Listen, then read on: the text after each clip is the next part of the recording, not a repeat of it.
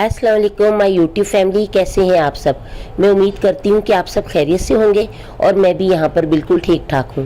तो आज मैं फिर से हाजिर हूँ आपके पास एक बहुत ही मज़ेदार कुकिंग व्लॉग लेकर। तो आज का ये व्लॉग भी बहुत ही मज़े का होने वाला है। आपने इसको एंड तक देखना है और स्क्रिप्ट नहीं करना।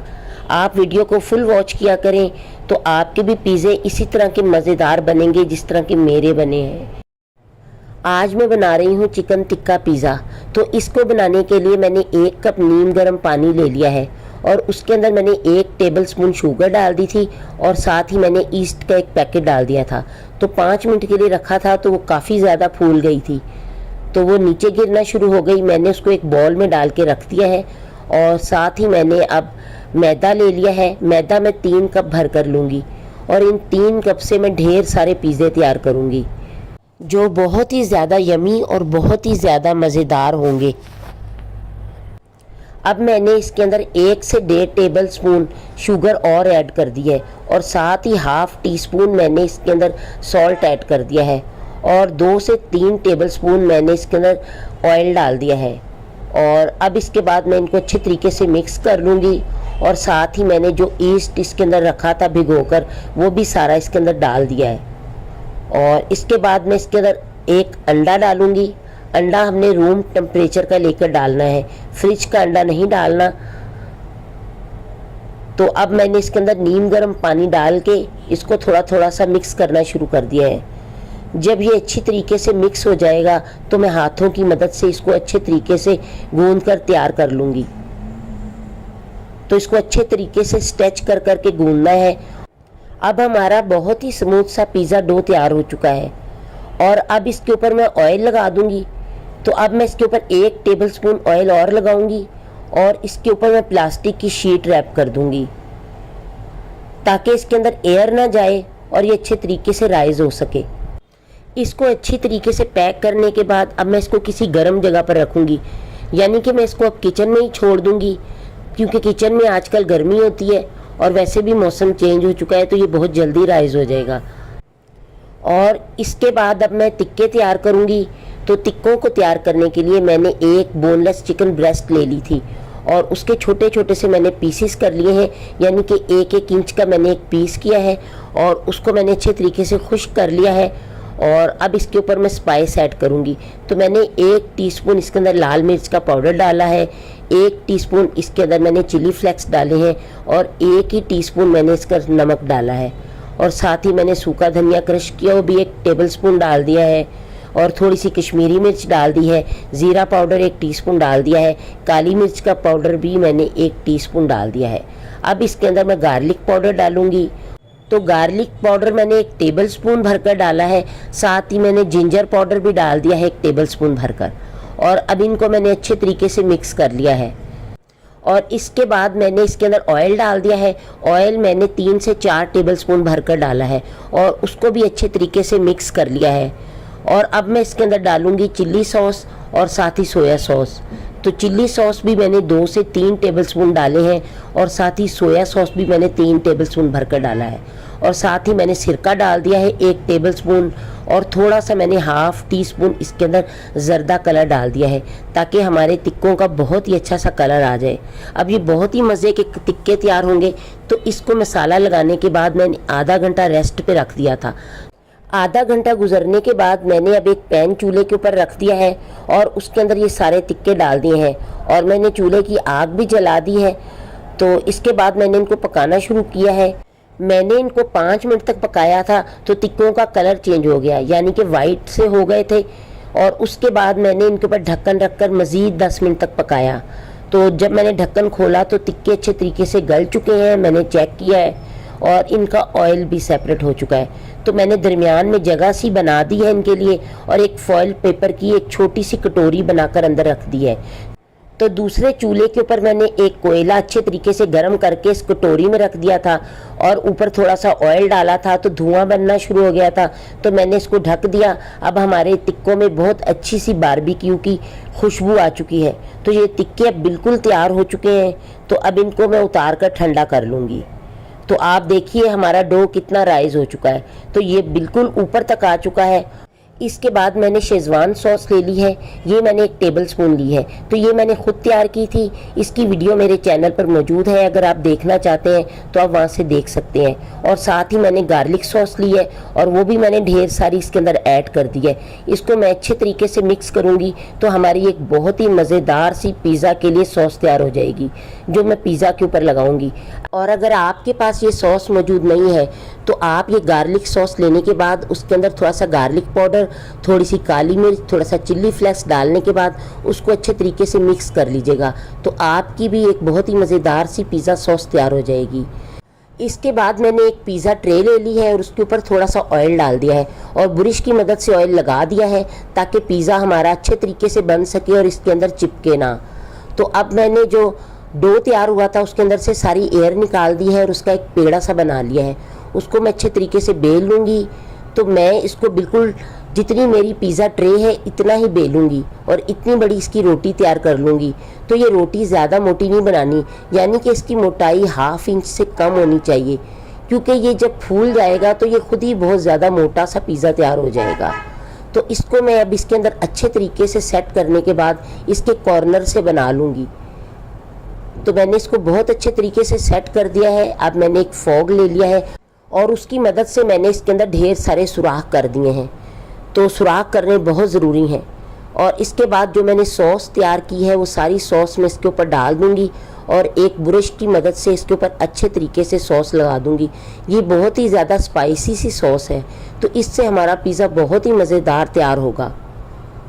तो अब मैं इसके ऊपर चीज़ डालूंगी। मैंने मोज़ेला चीज़ ली है, तो इसको मैं कद्दूकश करके इसके ऊपर अच्छे तरीके से डाल दूंगी। जब हम पिज़्ज़ा तैयार करें तो हमें ये थोड़ी सी चीज़ नीचे भी ऐड करनी चाहिए, ताकि इसके ऊपर जो हम टिक्के या सब्जियां वगैरह लगाएंगे तो अच्छे तरीके से इसके ऊपर चिपक जाएंगी।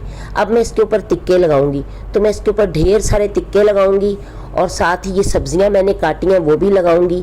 मैंने लंबे लंबे से प्याज काटे हैं और साथ ही शिमला मिर्च काटी है और लंबे लंबे टमाटर भी काटे हैं। और मैंने अब ओरेगानो ले लिया है, वो इसके ऊपर मैंने अच्छे तरीके से छिड़क दिया है। और साथ ही अब मैंने ऑलिव्स ले लिए हैं, वो भी मैं एक बॉल के अंदर थोड़े से निकाल लूँगी। तो इनको निकालने के बाद अब इसके ऊपर मैं टिक्के लगाऊंगी। तो मैं ढेर सारे टिक्के लगाऊंगी।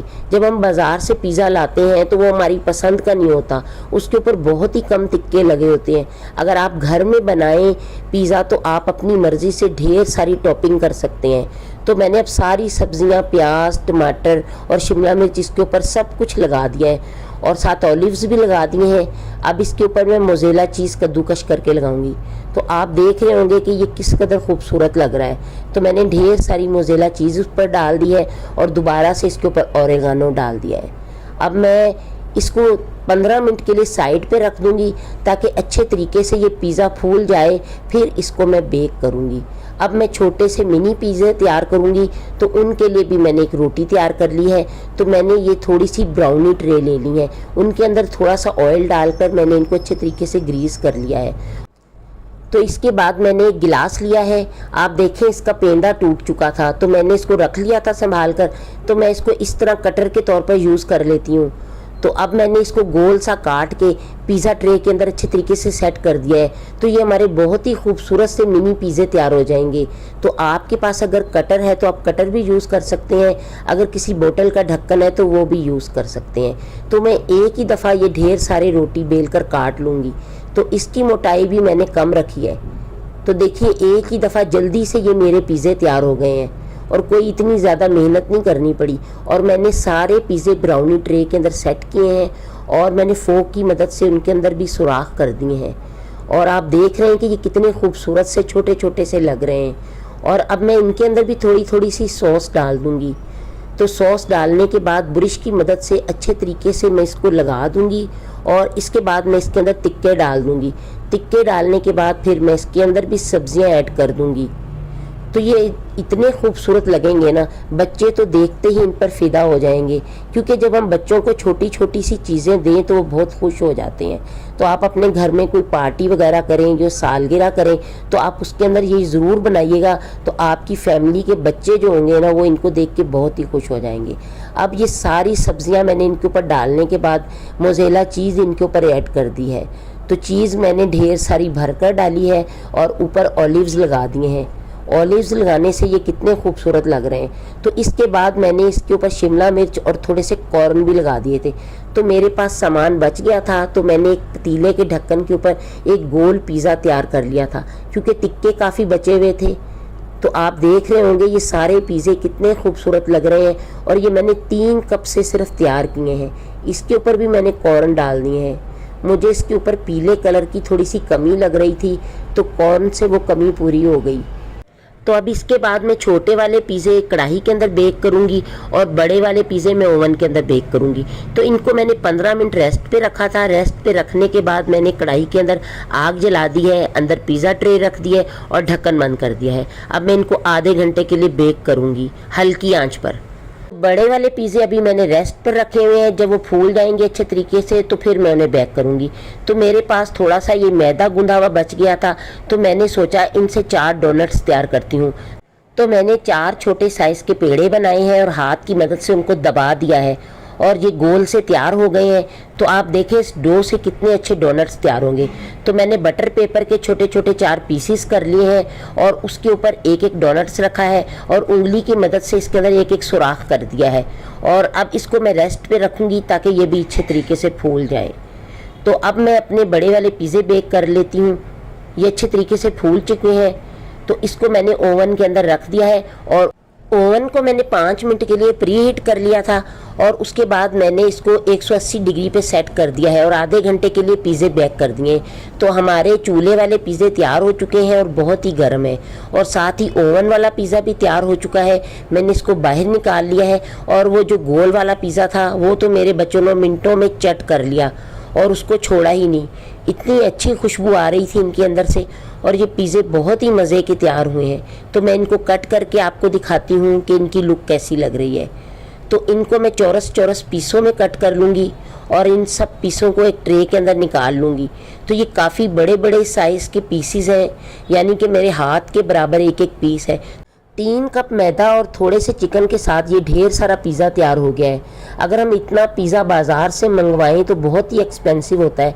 आप घर में बहुत आसानी से साफ़ सुथरा सा ये पिज़्ज़ा ढेर सारा तैयार कर सकते हैं और अपने बच्चों को भी खुश कर सकते हैं। अगर आपके घर में मेहमान वगैरह आएँ या कोई पार्टी बर्थडे हो तो उस पर भी ये आप पिज़्ज़ा तैयार कर सकते हैं।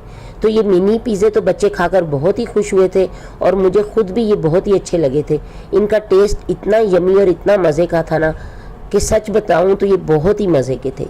तो चलिए आइए अब मैं आपको छोटे पिज़्ज़ों की भी लुक दिखाती हूँ। ये कितने खूबसूरत लग रहे हैं और ये कितने सॉफ्ट हैं और इनके अंदर चीज़ भर भर कर लगी हुई है और अंदर तिक्के भी हैं और पीछे से भी ये अच्छे तरीके से ब्राउन हो चुके हैं।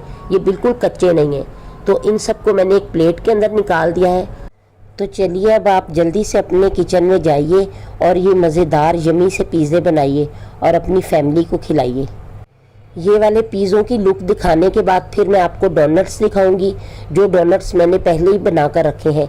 अभी उनको फ्राई करना बाकी है, तो आपने मेरी वीडियो को स्किप कर कहीं नहीं जाना और मज़ेदार से डोनट्स भी ज़रूर देखने हैं। तो अब मैंने पिज़्ज़ा के ऊपर केचप डाल दी है। केचप के साथ ये वाले पिज़्ज़े बहुत ही यमी लगते हैं। तो चलिए आइए अब मैं आपको डोनट्स दिखाती हूँ। तो डोनट्स हमारे किस कदर फूल चुके हैं। तो ये बिल्कुल ऐसे लग रहे हैं जैसे गोल पहिया सा होता है। तो जो बाज़ार में डोनट्स मिलते हैं सेम इसी तरह फूले हुए होते हैं। तो मैंने अब एक पैन ले लिया है और उसके अंदर ढेर सारा ऑयल डाल दिया है और चूल्हा मैंने जला दिया है और थोड़ा सा ऑयल गर्म करने के बाद ये डोनट्स मैंने उसके अंदर डाल दिए हैं और ये मैंने बटर पेपर के समेत ही डाल दिए हैं, क्योंकि अगर मैं बटर पेपर उतारती तो इनकी शेप ख़राब हो जाती। तो बाद में जब मैंने इनको फ्राई किया था तो बटर पेपर खुद ही बाहर आ गया था आसानी से। मैंने इनको बहुत ही हल्की आंच पे फ्राई किया है। अगर मैं आग को तेज़ करती तो ये अंदर से कच्चे रह जाते और बाहर से जल जाते। तो हल्की आंच पे फ्राई करने से ये बहुत अच्छे से पके हैं। तो अब मैंने एक प्लेट के अंदर आइसिंग शुगर निकाल ली है। अगर आपके पास आइसिंग शुगर ना हो तो आप चीनी को पीस के अच्छे तरीके से छान के बना सकते हैं। तो अब मैं ये डोनट्स को लेकर इसके अंदर रैप कर दूँगी। तो इनके ऊपर अच्छी तरीके से मैंने आइसिंग शुगर लगा दी है। तो इससे ये बहुत ही मीठे मीठे और मज़े के हो जाएंगे। अगर आप चाहें तो इन पे चॉकलेट भी लगा सकते हैं। तो मैं आपको तोड़ के दिखाती हूँ इनके अंदर कितना अच्छा सा जाल बना हुआ है। जैसे हम बंद खाते हैं या ब्रेड के अंदर जाल बनता है, सेम ऐसा जाल बना हुआ है और ये अंदर से बहुत ही सॉफ्ट, मीठे और मज़ेदार है। हमारे ये वाले पिज़्ज़े काफ़ी सारे बच गए थे जो हमने सुबह नाश्ते में खाए थे, तो सुबह तो ये और भी बहुत ज़्यादा यमी लग रहे थे। तो बस ये था हमारा आज का व्लॉग। अगर आपको हमारा आज का ये व्लॉग पसंद आया है तो हमारी वीडियो को लाइक कर दें। अगर आप हमारे चैनल पर नए हैं तो जल्दी से मेरे चैनल को सब्सक्राइब कर लें ताकि आपको मेरे मज़े मज़े के खाने और व्लॉग देखने को मिल सकें। तो चलिए अब मुझे इजाज़त दीजिए, फिर से मुलाकात होगी नेक्स्ट किसी अच्छी सी वीडियो में। तब तक के लिए मुझे अपनी दुआओं में याद रखिएगा। अल्लाह हाफिज़।